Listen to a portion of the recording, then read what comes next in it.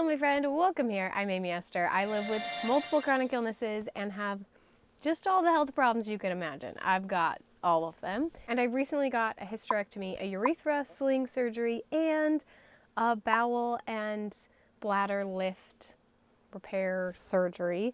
I don't really know what that one was called, but they just kind of lifted them up and fixed them anyway. So I had a very big surgery. In fact, I needed 2 different surgeons to do the surgery, but it is definitely going to, in the long run, be so worth it because it's going to help a couple of the chronic illnesses that I have and the pains that I have. And let me tell you, it was a little rough. So now I am 4 weeks post-op. The recovery, my doctor said, is 6 to 8 weeks, and I definitely feel like I'm not there yet. We still have a few more weeks to go, but I am able to function a little more normally. The first few weeks were tough. So if you want to know all the details about what it's like to get a hysterectomy, I will share all of that in the next video. But today, let's answer some questions. So first of all, you're probably wondering, why did I get this surgery? There were actually multiple reasons. So I've talked to my channel a lot about my PCOS, my endometriosis, and the struggles I've had with that. And that was definitely part of the picture, but it wasn't the full reason that we got it. And that's always been something I kind of thought about I would eventually do to help with my endometriosis and possibly my PCOS. I was very blessed that after I had babies, my PCOS got way better. So I actually did decide to leave my ovaries. So they are still there because I was definitely nervous about the hormonal aspects of that. Leaving my ovaries, according to my doctor, shouldn't affect me hormonally. And so that's the plan right now. If it's not working with the PCOS and that comes back, then I would probably have to have those removed. I have dealt with endometriosis my whole life, always kind of considered getting hysterectomy. The reason though it happened right now, a year ago, I talked to my doctor about getting pregnant again and did, just a physical exam, and he said that I had uterine prolapse, which made so much sense to me because I was having a lot of pain and some symptoms that were not comfortable. And I just thought it was normal because I'd had 2 babies, but apparently it wasn't because my uterus was falling out of my body. And he said it was pretty bad, but not bad enough that I couldn't have another baby at that point. He said I could definitely have one more, but after that, I may not even be able to with how bad it would be because pushing out another baby, it would just get worse. Having babies just messes things up down there. And I think because I have POTS and some other chronic illnesses that already made my body not quite as strong in a lot of ways, my uterine prolapse was a little more severe for someone my age than the typical patient that my doctor had. And then I also was struggling with incontinence, peeing my pants all the time. I pee my pants like 4 times a day. I did, not anymore, because I had a surgery. But I did struggle with that. And again, I just thought, well, I had a baby. It's probably normal. It seemed more severe than my friends or other people talked about that were my age, but I still thought that was just something I had to live with. And so those are kind of my issues I was having. The uterine prolapse, I was also having like a bladder and bowel prolapse, and then the incontinence and then the endometriosis. So I was having all those issues, and he said, the only thing you can do for uterine prolapse is a hysterectomy. Now there's some little things. He's like, he gave me a few other options to kind of help manage it until I got a hysterectomy, but long term, like there really is no other solution except to just get it taken out. And it's really crazy because after he said that, I just knew that was what we were supposed to do. So another question that has come up a lot is if I'm worried about regretting the surgery. And I am a worrier. I'm an overthinker. I often will just overthink things until I go crazy. But ever since my doctor said the only solution here is once you're done having kids is to get it taken out, I just knew that was the right choice. And I talked with my husband about it, of course. I prayed about it.